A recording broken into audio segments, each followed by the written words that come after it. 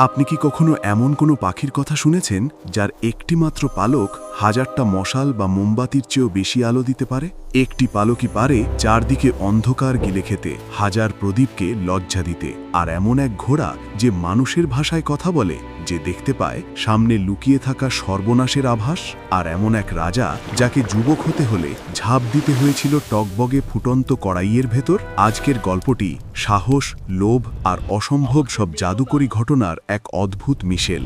সুদূর বরফ ঢাকা এক রাজ্য থেকে উঠে আসা এই কাহিনী, দ্য ফায়ারবার্ড অ্যান্ড প্রিন্সেস ভাসিলিসা। নড়ে চড়ে বসুন, কারণ এই গল্পের প্রতিটি মোড়ে অপেক্ষা করছে অদৃশ্য বিপদ আর মৃত্যুর হাতছানি।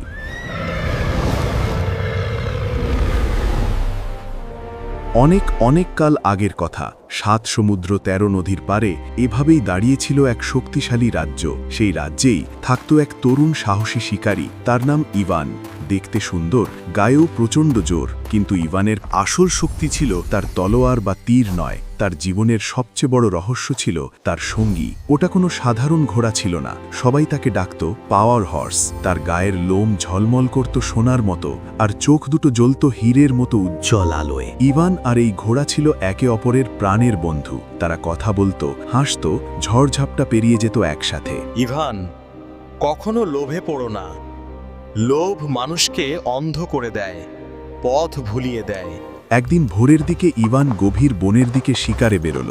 সঙ্গী তার ওই জাদুকরী ঘোড়া। বনের ভেতর যত এগোতে লাগলো, চারদিক ততই হয়ে উঠল নিস্তব্ধ আর অদ্ভুত। হঠাৎ বনের গভীর অন্ধকার ভেদ করে তার চোখে পড়ল অদ্ভুত এক আলোর ঝলকানি। মনে হলো যেন আকাশ থেকে খসে পড়া কোনো নক্ষত্র মাটিতে পড়ে জ্বলছে। কৌতূহলী ইভান ঘোড়া থেকে নেমে আলোর দিকে ধীরে ধীরে এগিয়ে গেল। দেখে সে থমকে গেল। ওটা কোনো নক্ষত্র নয়, ওটা এক অদ্ভুত পাখির পালক, যা আগুনের মতো জ্বলছে। কি অদ্ভুত সুন্দর! এটা যদি রাজামশাইকে দিই, তিনি তো আমাকে স্বর্ণমুদ্রায় ভরিয়ে দেবেন। ইভান, সাবধান! ওই পালকটি তুলো না। এই এক পালক মানে 10টা বিপদ। যদি তুমি এটা তোলো, বড় বিপদে পড়বে, আর না তুললে হয়তো সারা জীবন আফসোস করবে। কিন্তু আমার কথা শোনো, ওটাকে ওখানেই থাকতে দাও। কিন্তু ইভান ছিল তরুণ, তার রক্ত গরম। সে ভাবল ঘোড়াটি হয়তো অহেতুক ভয় পাচ্ছে। সে শেষ পর্যন্ত ঘোড়ার কথা না শুনে আগুনের মতো জ্বলতে থাকা সেই পালকটি তুলে নিল হাতে।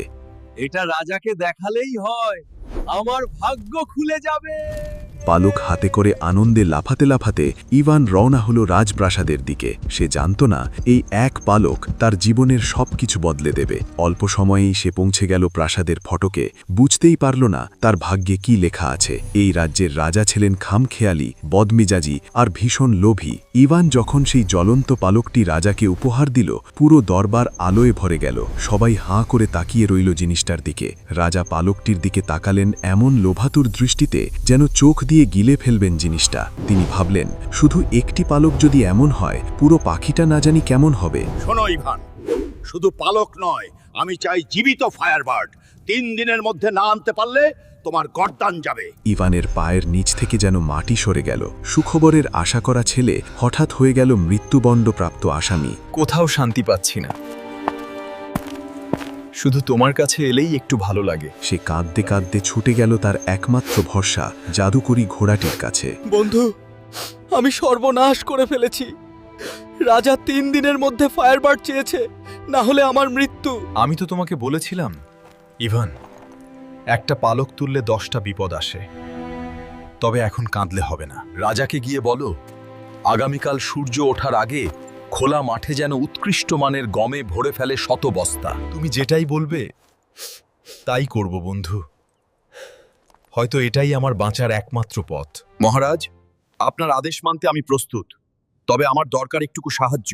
ভোরের আগে খোলা মাঠে 100 বস্তা গম ছড়াতে হবে। এমন তামাশা তো মন্দ হবে না।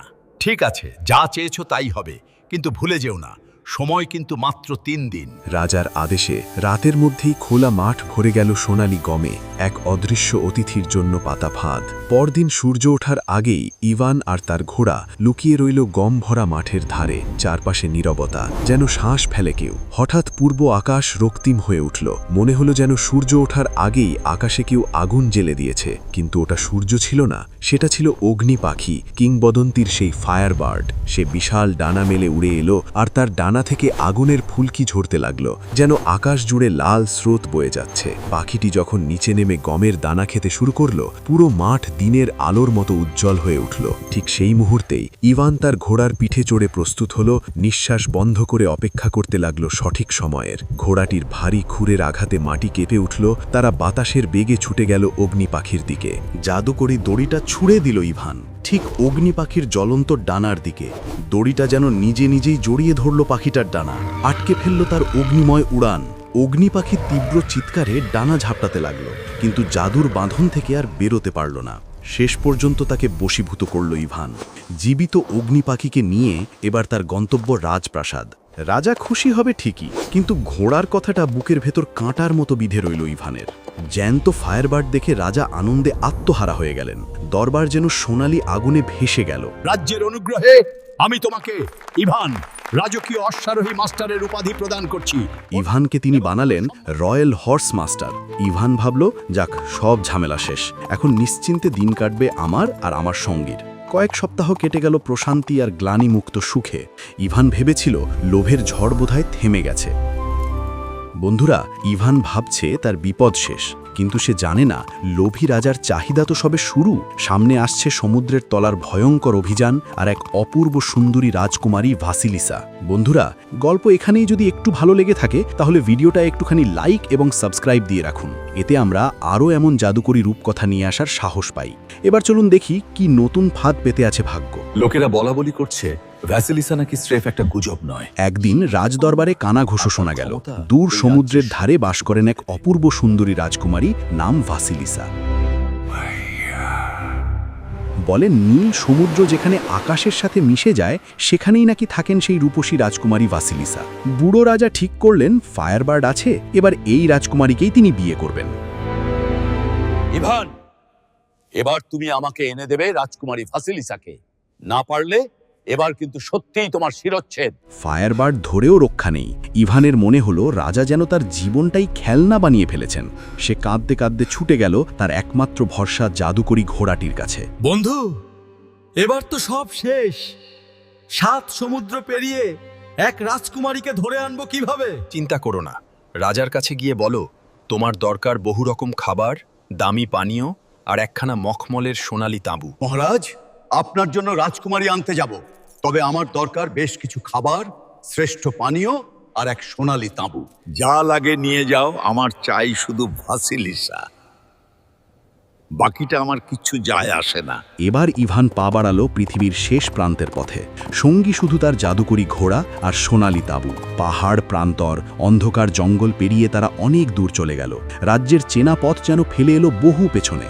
অবশেষে তারা পৌঁছলো সেই জায়গায় যেখানে নীল সমুদ্র আকাশের সাথে একাকার হয়ে গেছে। সমুদ্র তীরে ইভান খাটালো সেই সোনালী তাঁবু, যেন কোনো রাজার জন্যই সাজানো রাজভোজনের মঞ্চ। তাঁবুর ভেতর রাখা হলো নানা পদের সুস্বাদু খাবার, স্বচ্ছ সোনালী পানীয় আর নরম মখমলি গদি।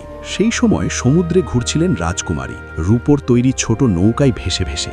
সোনালী তাঁবুর ঝলক আর খাবারের গন্ধে কৌতূহলী হয়ে তিনি ধীরে ধীরে নৌকা ভেড়ালেন তীরে। তিনি তীরে এসে নামলেন, মুগ্ধ দৃষ্টিতে তাকাতে লাগলেন সোনালী তাঁবুর দিকে। অজানা আতিথেয়তায় মুগ্ধ হয়ে ভাসিলিসা খেতে আর পান করতে লাগলেন। বুঝতেই পারলেন না কোন ফাঁদ পাতা আছে সামনে। পেট ভরে খাওয়া আর পান করে অচিরেই তার চোখে এসে ভর করল মিষ্টি তন্দ্রা। শরীর ঢলে পড়ল নরম গদির ওপর। আর দেরি না করে ইভান ঘুমন্ত রাজকুমারীকে আস্তে করে তুলে নিল, মনে মনে ক্ষমা চেয়ে নিল তার কাছে। ঘোড়ার পিঠে তুলে নিয়ে বাতাসের বেগে ছুটতে লাগলো ইভান। পেছনে রয়ে গেল সোনালী তাঁবু আর সমুদ্রের নোনা গন্ধ। অজ্ঞাত বন্দিত্বের দিকে টেনে আনা হলো অচেতন ভাসিলিসাকে, এক রাজ্য থেকে আরেক রাজ্যের রানী হওয়ার প্রতিশ্রুতি দেখিয়ে। জ্ঞান ফেরার পর নিজেকে অচেনা প্রাসাদের ঘরে বন্দি দেখে রাগে ফেটে পড়লেন রাজকুমারী ভাসিলিসা। তাহলে এই সেই মেয়ে যার কথা সবাই বলছে।